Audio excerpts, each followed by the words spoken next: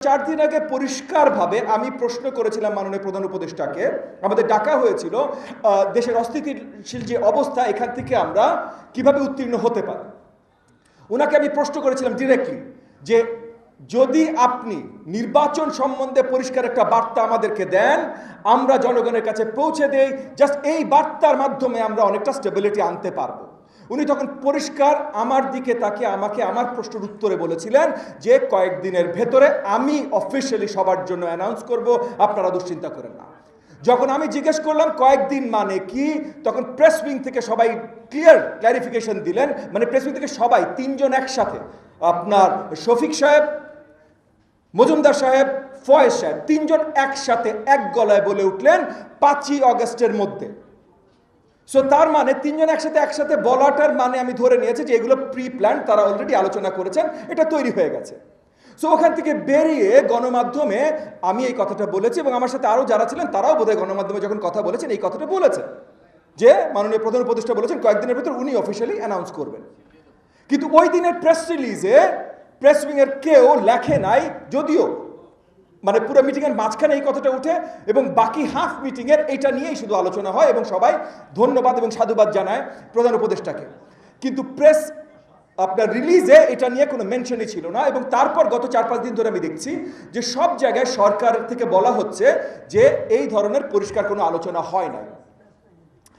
ফেব্রুয়ারিতে নির্বাচন আমরা চাই না, আমরা আসলে অক্টোবরের কাছাকাছি নির্বাচন চেয়েছি, ইফ নট অক্টোবরে নির্বাচন চেয়েছি 2025-এ।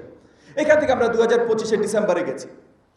একটা বড় লম্বা আলোচনার মাধ্যমে যখন যুগপথ আন্দোলনের প্রধান নেতা মাননীয় ভারপ্রাপ্ত চেয়ারম্যান অফ দ্য বিএনপি জনাব তারেক রহমান একটা ডিসিশনে আসলেন আমাদের অন্তর্বর্তীকালীন সরকারের প্রধান উপদেষ্টার সাথে যে ফেব্রুয়ারি শুরু, আমরা সবাই সেটা মেনে নিয়েছি।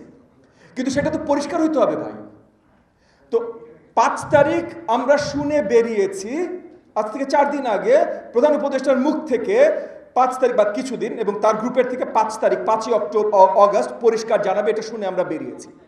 আমি এখন আজকে এখানে বিএনপি নেতৃবৃন্দ যারা আছেন, সুশীল সমাজের ভাইয়েরা যারা আছেন, যারা অলরেডি কমপ্লেইন করেছেন যে আমাদের ইকোনমির অবস্থা এমন জায়গায় যে আমরা ইকোনমি চালাতে পারবো না যদি তাড়াতাড়ি স্টেবিলিটি না আসে, আমি আপনাদের সবার প্রতি আহ্বান জানাই যে যে তারিখটা প্রধান উপদেষ্টা আমাদেরকে দিয়েছিলেন, পরিষ্কার সামনে বসে, কোনো লুকাচুরি নাই, কোনো মিথ্যাচার নাই, পরিষ্কার দিয়েছিলেন। তারপর থেকে তার লোকজন যেটা নিয়ে একটা ধান্দাবাজি শুরু করেছে, সেই 5 তারিখের ভেতরে যদি পরিষ্কার নির্বাচনের ডেট প্রধান উপদেষ্টা না দেয়, যেটা অলরেডি উনি প্রমিস করেছেন, আমাদেরকে প্রমিস করার আগে মাননীয় ভারপ্রাপ্ত চেয়ারম্যান বিএনপি তার কাছে প্রমিস করেছেন, এটা অগস্টের 5 তারিখের ভিতরে যদি পরিষ্কার তারিখটা না দেন, তাহলে আসলেই কিন্তু আমাদের আর আলোচনার জন্য কোনো জায়গা বাকি থাকে না।